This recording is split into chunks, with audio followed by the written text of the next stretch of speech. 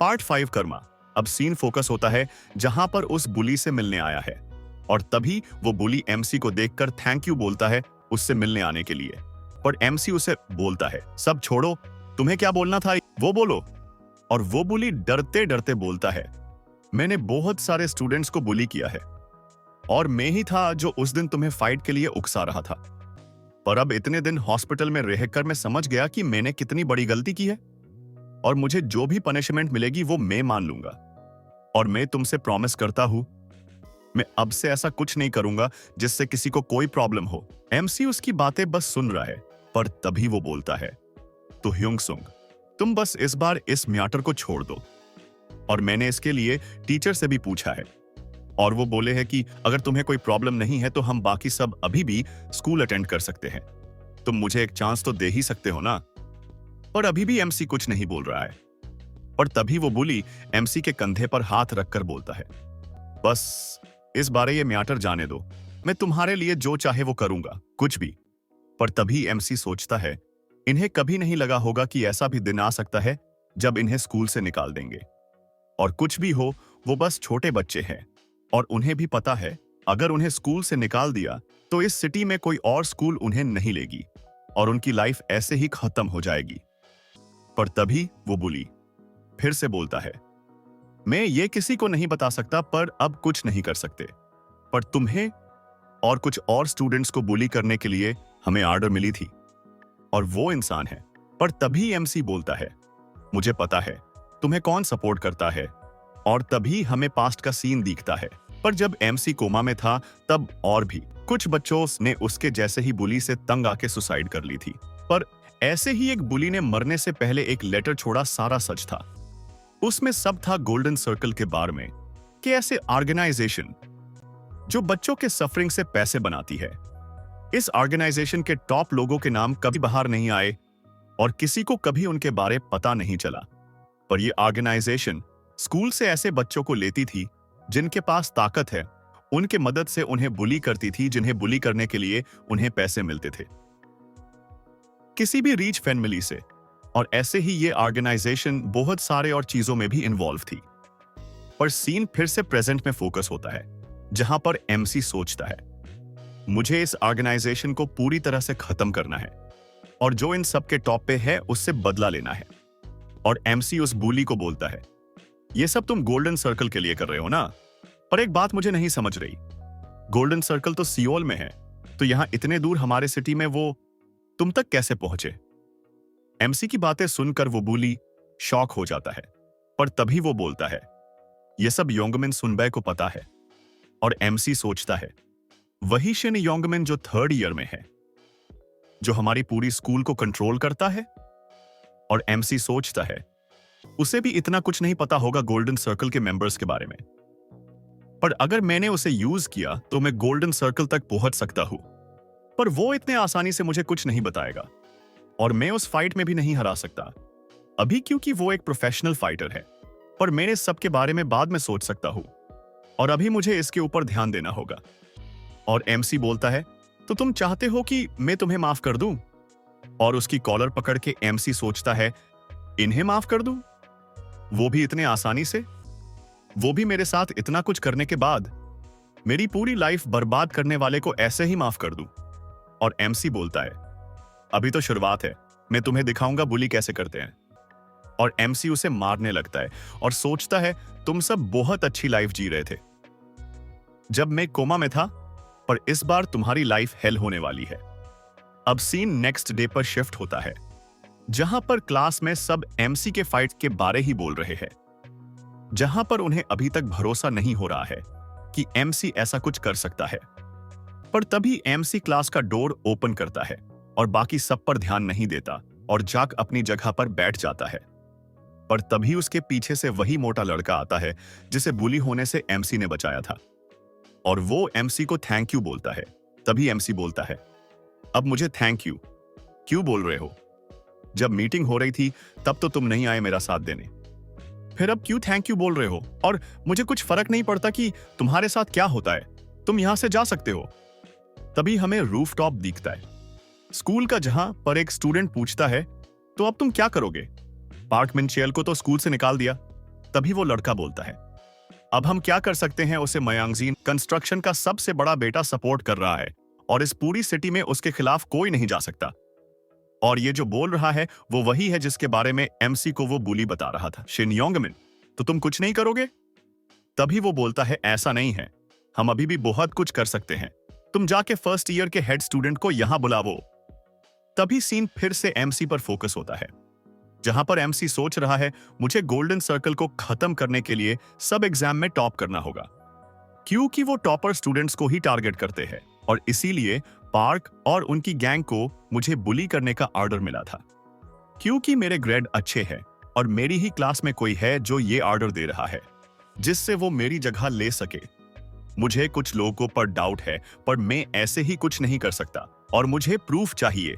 पर तभी सीन फिर से शिफ्ट होता है, जहां पर एमसी एक बिल्डिंग के सामने खड़ा है और वो सोचता है, यही वो जिम है जहां पर जंग डूची ओनल है, कोरिया का बेस्ट फाइटर। और तभी एमसी उस बिल्डिंग में जाता है और उसे देखकर एक इंसान उसे वेलकम करता है और पूछता है, तुम यहां रजिस्टर करने आए हो?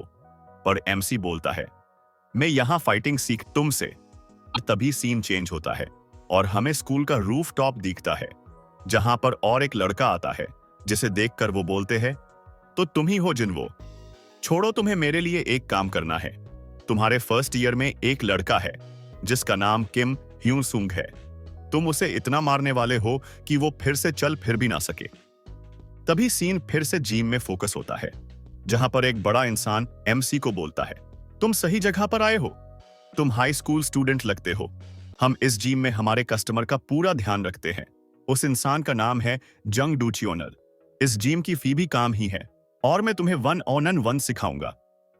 तभी एमसी उसे देखकर सोचता है, कुछ देर तक उसके दाढ़ी के वजह में उसे पहचान नहीं पाया, पर यह वही है प्रीवियस ईयर का चैंपियन। तभी वो टीचर बोलता है, तो तुम क्यों जिम ज्वाइन करना चाहते हो? और एमसी बोलता है, मैं फाइट करना सीखना चाहता हूं, इतना कि जिससे मैं जो मुझे बुली करते हैं उन्हें खत्म कर सकूं। पर तभी वो टीचर सीरियस होके बोलता है, यहां पर मैं किसी को फाइट करना नहीं सिखाता और तुम यहां से जा सकते हो।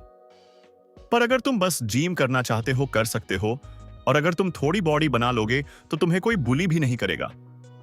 पर एमसी उसके तरफ देखकर सोचता है, इतना बड़ा चैंपियन इतनी फालतू जिम क्यों चला रहा है? क्योंकि उसके फाइट के पहले टेस्ट में उसके बॉडी में स्टेरॉइड्स में थे, जिसके वजह से उसका पूरा करियर खत्म हो गया। पर मुझे इस सब से फर्क नहीं पड़ता और मुझे तो उससे उसकी स्पेशल टीचिंग मेथड सीखनी है, जिससे उसका के स्टूडेंट कुछ ही साल में चैंपियन बन गया था जब मैं कोमा में था। और अगर मैं इससे सीखा तो मैं बहुत ताकतवर बन सकता हूं। और तभी एमसी बोलता है, आपको याद है ने आपकी फाइट जीतने के लिए वो सब कुछ किया था जो आप कर सकते थे, और वैसे ही मैं सब कुछ करूंगा मेरा गोल अचीव करने के लिए जो मैं कर सकता हूं, तो क्या प्रॉब्लम है? तभी वो टीचर बोलता है, मैंने वो सब किया था क्योंकि मैं चूतिया था, और अगर मैं पास्ट में जा सकता तो मैं मेरी वो गलती सही कर देता, और अगर तुम भी मेरे ही रास्ते पे चले तो तुम्हारा भी मेरे जैसा ही हाल होगा। तुम यहां से जा सकते हो बच्चे, मैं तुम्हें कुछ नहीं सिखाने वाला। पर तभी एमसी बोलता है, मैं तुम्हें 100 मिलियन देने के लिए तैयार हूं। यह सुनकर वो टीचर शॉक हो जाता है। तभी एमसी बोलता है, मुझे पता है तुम्हें पैसे की जरूरत है, अगर तुम मुझे सिखाओगे तो मैं तुम्हें पैसे देने के लिए तैयार हूं, और मुझे पता है अगर मैं बदला लेने गया तो मेरे साथ भी क्या हो सकता है, पर मैं ये फिर भी करना चाहता हूं। जैसे आपने सब सोच समझ कर भी ड्रग्स को यूज किया, वैसे ही मैं भी कुछ करने के लिए कुछ भी कर सकता हूं एमी, और इस सब के लिए मुझे आपकी जरूरत है। तभी एमसी को देखकर वो शॉक हो जाता है, पर वो बोलता है, बच्चे तुम कभी ड्रग्स का यूज नहीं करोगे, मैं तुम्हें करने नहीं दूंगा ऐसा कुछ, मैं तुम्हें बस फाइट करना सिखाऊंगा। एमसी ये सुनकर खुश हो जाता है, पर तभी वो बोलता है, अभी रिंग में चलो, अगर तुम रिंग में मेरे खिलाफ एक राउंड टिक सके तो ही मैं तुम्हें सिखाऊंगा। तभी सीन शिफ्ट होता है जब एमसी की दादी चिल्लाती है, ये तुम्हें क्या हुआ? किसने किया ये तुम्हारे साथ? और तभी हमें एमसी दिखता है जिसको बहुत बुरी तरह से मारा है, जिससे उसे बहुत चोट लगी है। तभी सीन फिर से जिम के टीचर पर फोकस होता है, पर वो एमसी के साथ हुई फाइट के बारे में सोच रहा है, जहां पर रिंग में वो एमसी को बताता है कि उसने बहुत से लोगों को देखा है जो फाइट करना सीखना चाहते हैं, पर वो ऐसा क्यों करना चाहते हैं, या क्या उनकी प्रॉब्लम है? इससे कुछ चेंज नहीं होता। और जैसे ही रिंग में उन्हें 2-3 पंच पड़ते हैं, वो सब भाग जाते हैं या भिख मांगने लगते हैं। तुम्हें बस 3 मिनट तक ये सहना होगा, और अगर तुम ये सब 3 मिनट तक हैंडल कर सके तो मैं तुम्हें खुद से ट्रेन करूंगा बेस्ट बनने के लिए। तभी वो फाइट स्टार्ट करते हैं, और वो एमसी को देखकर सोचता है उसे फाइट के बारे में कुछ नहीं पता है, पर वो डर नहीं रहा है। पर देखते हैं एक हिट खाने के बाद वो क्या करता है। और तभी वो एमसी को पंच मारता है, जो एमसी आपने हाथ से ब्लॉक कर लेता है। पर कुछ टाइम बाद वो पंच सीधा जाके उसके मुंह पर लगता है, और बस एक पंच से वो नीचे गिर जाता है। पर तभी वो एमसी को बोलता है अभी तो बस 10 सेकंड हुए हैं। पर तभी एमसी खड़ा हो जाता है रिंग का सपोर्ट लेके, और उसके बाद फाइट फिर से स्टार्ट होती है, जहां पर टीचर एमसी पर एक के बाद एक अटैक करता है, और एमसी एक भी अटैक डोज नहीं कर पाता।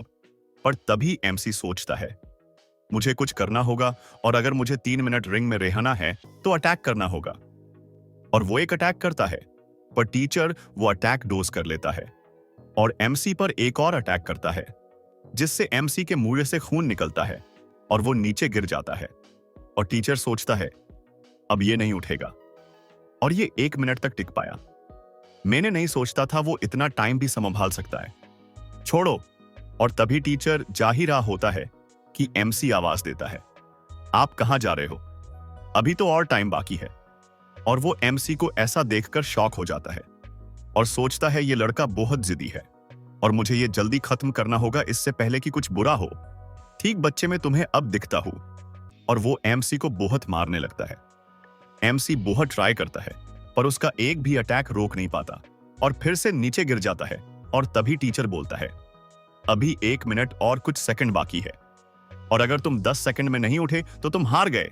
तभी एमसी उठने का ट्राई करता है, पर वो फिर से गिर जाता है, और टीचर सोचता है ये पंच उसके पेट में लगा है, और भले ही उसकी विल पावर बहुत अच्छी है, पर उससे कुछ नहीं होगा। और वो टीचर जाने लगता है, पर एमसी अभी भी उठने का ट्राई कर रहा है, जहां पर वो अपना पास्ट याद करता है कि कैसे वो इतना वीक था और उसी वजह से कोमा में चला गया था। और तभी अपने रिवेंज के लिए एमसी फिर से खड़ा हो जाता है। ये देखकर वो टीचर फिर से शॉक हो जाता है, क्योंकि उसने जो अटैक किया था उसे प्रोफेशनल फाइटर भी हैंडल नहीं कर सकते।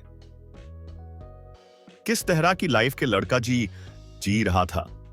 अगर ये लड़का फाइट सीख गया तो क्या करेगा, मुझे इसे यही रोकना होगा, नहीं तो ये अपनी लाइफ खराब कर लेगा। एंड टीचर उसके तरफ स्पीड में जाता है और उस पर अटैक, और ऐसे ही वो एमसी पर एक के ऊपर एक अटैक करता है, पर एमसी नीचे नहीं गिरता और हर अटैक झेल लेता है। और ऐसे ही टाइम निकलता जाता है, और फाइनली एमसी के हेल वाले 3 मिनट खत्म हो जाते हैं। वो टीचर अपने ग्लव्स फेंक के वहां से बाहर जाने लगता है, पर जाते जाते वो एमसी को हॉस्पिटल जाने बोलता है और एमसी को अपना बैंक अकाउंट देता है। और ये पार्ट यही खत्म होता है। मिलते हैं नेक्स्ट पार्ट में। Hello training.